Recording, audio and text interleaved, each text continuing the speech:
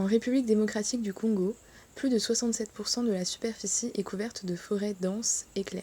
Cependant, le paysage forestier est de plus en plus menacé par la croissance démographique exponentielle de sa capitale, Kinshasa. Métropole qui concentre une population estimée à 12,6 millions d'habitants, Kinshasa présente des besoins en charbon de bois de plus en plus importants. Le charbon de bois, appelé makala, est utilisé au quotidien par les Kinois pour la cuisson des aliments et représente donc une ressource indispensable. Cette forte demande en charbon de bois à usage domestique entraîne une importante déforestation.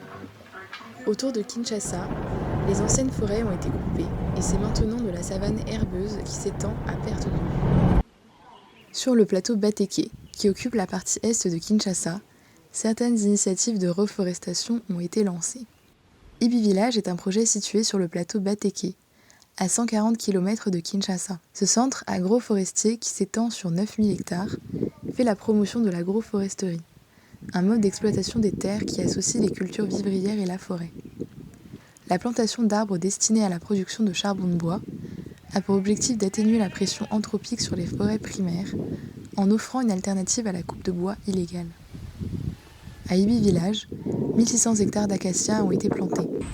Donc l'agroforesterie, peut-être pour certaines personnes qui ne connaissent pas ça, c'est un système de l'agriculture où on mélange les arbres, et les cultures et l'élevage, ainsi de suite. Donc tout ce système, c'est ça que nous appelons agroforesterie. Les acacias sont des essences très mellifères.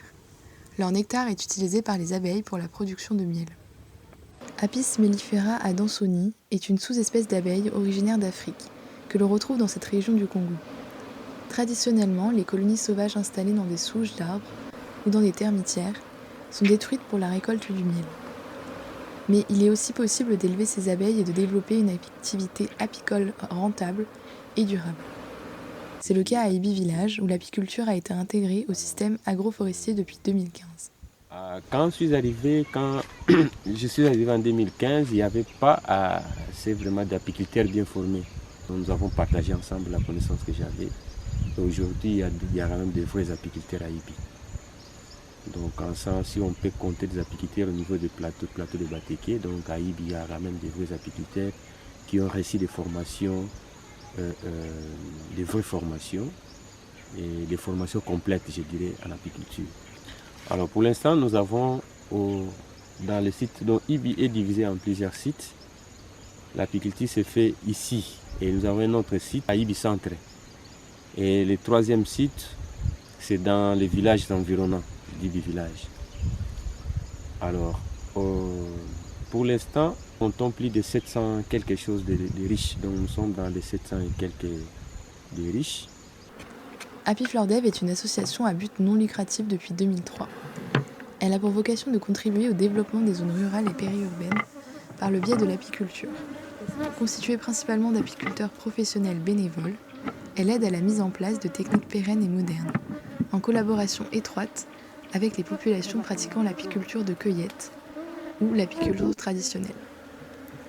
Happy Flower Dev forme aux techniques apicoles, apporte un appui technique et de l'encadrement aux apiculteurs dans l'activité d'élevage, le conditionnement, la commercialisation. En 2019, Happy Flower Dev a débuté un partenariat avec Ibi Village pour organiser une formation sur l'élevage des rennes auprès des apiculteurs. Dans la région de plateau Bateke, l'apiculture est un moyen important de lutte contre la déforestation puisqu'elle permet de maintenir et de développer les îlots de forêt restants. En effet, pour maintenir une bonne activité de la ruche et obtenir une production de miel satisfaisante, les ressources boisées mellifères doivent être préservées et multipliées. Le miel étant une denrée très recherchée et à haute valeur économique, cela en fait un bon levier de développement rural. Par le biais de plusieurs projets de développement, les apiculteurs deviennent des alliés et des militants pour préserver et réinstaller la biodiversité. Pourtant, les agriculteurs sont de plus en plus confrontés à une problématique de baisse de fertilité des sols et donc à une baisse de production.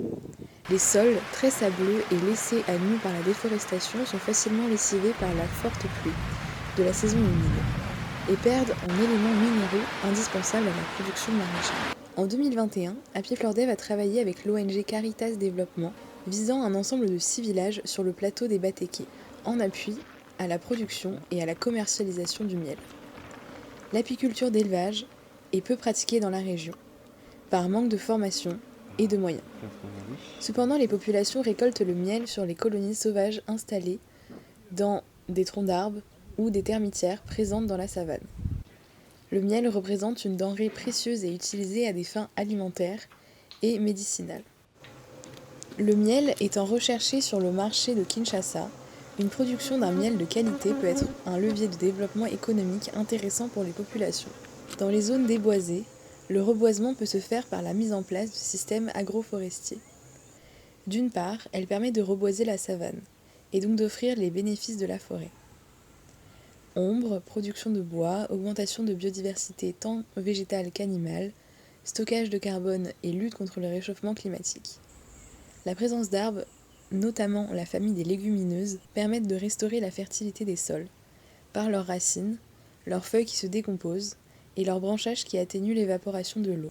L'agroforesterie permet aussi la diversification de production agricole, en plantant des espèces intéressantes pour les populations, arbres fruitiers, essences médicinales, arbres à chenilles, arbres mellifères, sans dégrader les forêts naturelles.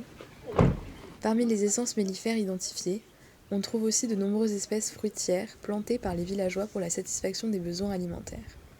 Manguiers, safoutiers, avocatiers, goyaviers, papayers, passiflores, palmiers à huile, cocotiers. Mais il y a aussi des arbres et herbes de savane qui sont de potentielles ressources mellifères pour les abeilles. Albizia, Terminalia catapa, Wenge ou bois noir, Assistasia gangetica ou encore Hyparrhenia diplandra. On retrouve également quelques plantations d'acacia destinées à satisfaire la demande en charbon de bois des ménages. La diversité d'essences des arbres permet un étalement des floraisons sur l'année et atténuer la période de disette pour les abeilles. Happy Flower Days travaille avec l'ONG Caritas pour la création de systèmes agroforestiers diversifiés, permettant l'installation de ruchers communautaires, durables et utiles aux populations du plateau Batéké.